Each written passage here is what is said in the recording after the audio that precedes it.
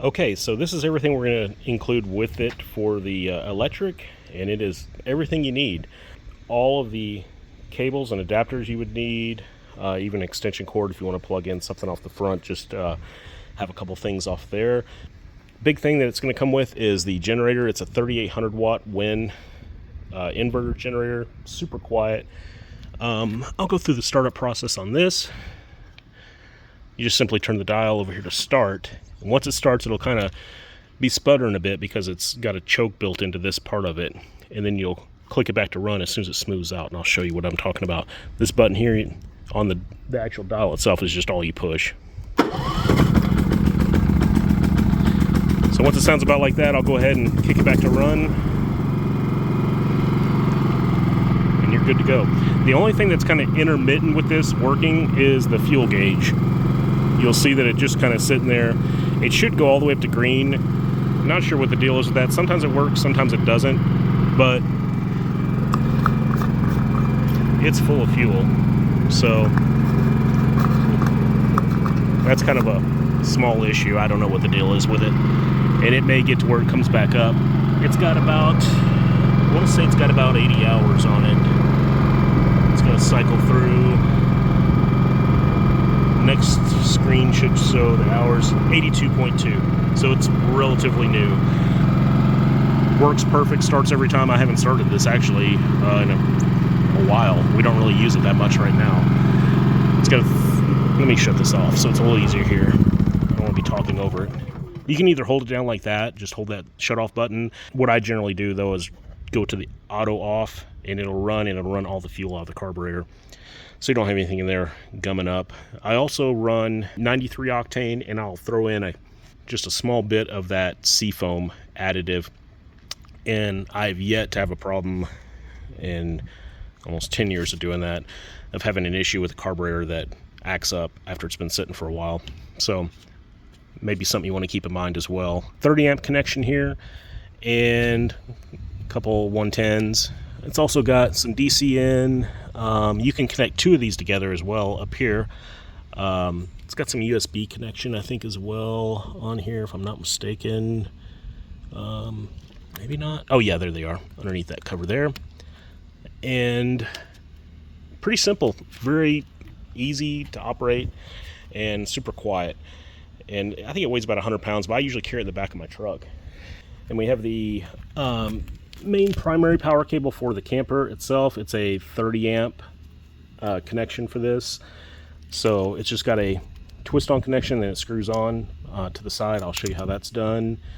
I've got a 50 amp to 30 amp conversion. So if you're at a place where they only have 50 amp connections, you'll have this dog bone here that you can connect to it. I've also got a 25 foot, I believe it's 25 foot, 50 amp extension. So even if you're at a place that only offers 50 amps, but this camper being so short, you can't quite reach it with the cord here, which has almost happened to me before. Then you have that 25 foot extension, which is going to be more than enough. And then you would just take that 25 foot, plug it into that dog bone, plug it into this, good to go. Just a simple extension cord with a 30 to 10 amp connection, so you can plug it into the side of the house. And then, like I said, extension cord here, just for running some accessories, things like that off the front, so, or anywhere you need it. But that is everything you would need power-wise to keep this going. And like I said, the generator is kind of a big deal. I love this generator. I love inverter generators. I love how quiet they are, and they're super fuel efficient. And like I said, I usually carry it in the back of my truck. I have a bed cover that covers everything. Take a couple jugs of fuel, which I'm also including. Let me grab those. Almost forgot adding 2 5-gallon jugs of fuel of fuel cans, so you'll have that. So 10 gallons of fuel, that inverter full of fuel, you can go for days. So yeah, and that's, like I said, that's the easiest kind of off-grid-ish setup for this, to be able to just kind of go out and enjoy yourself without having to worry about, oh, I need to be connected, or oh, I'm running low on power, or oh my god, it's so hot out, I need some AC. You're good to go. Also includes, I don't think I mentioned, it includes the surge protector as well.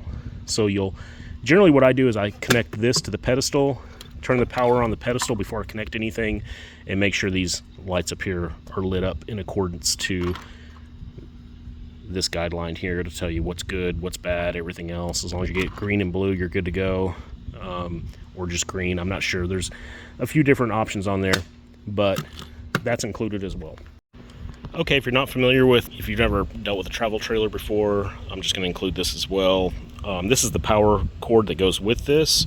So you would have this ready to connect up to your pedestal after you've verified on that surge protector that everything's good to go. Let me see if I can do this one hand.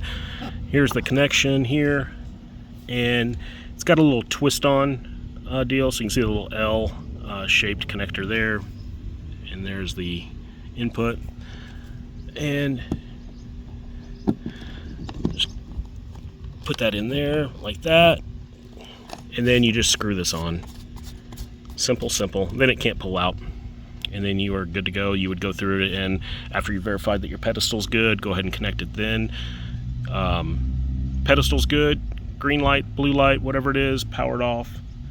Connect this, then power your breaker on, and you'll have power. Okay, I went ahead and ran the extension cord up to the house and plugged it into the surge protector with the adapter. I usually don't like keeping these things right on the grass. I don't know. I'm just paranoid, I guess. I don't want anything to get too hot and spark or something like that. I'd rather just sit up here and it's off everything. This is what I was talking about. These are what you're looking for as far as lights are concerned.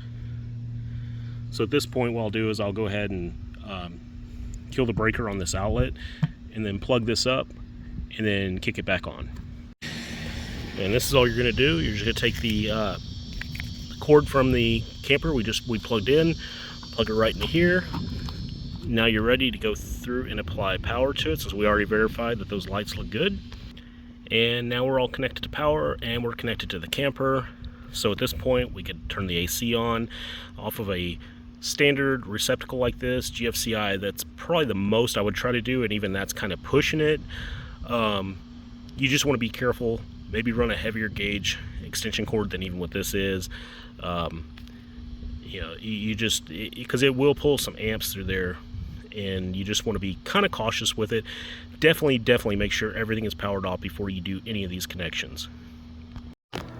And you should be able to hear it, but right now AC is running inside there. I'm gonna let it cool off some before I get into doing the inside part of the video.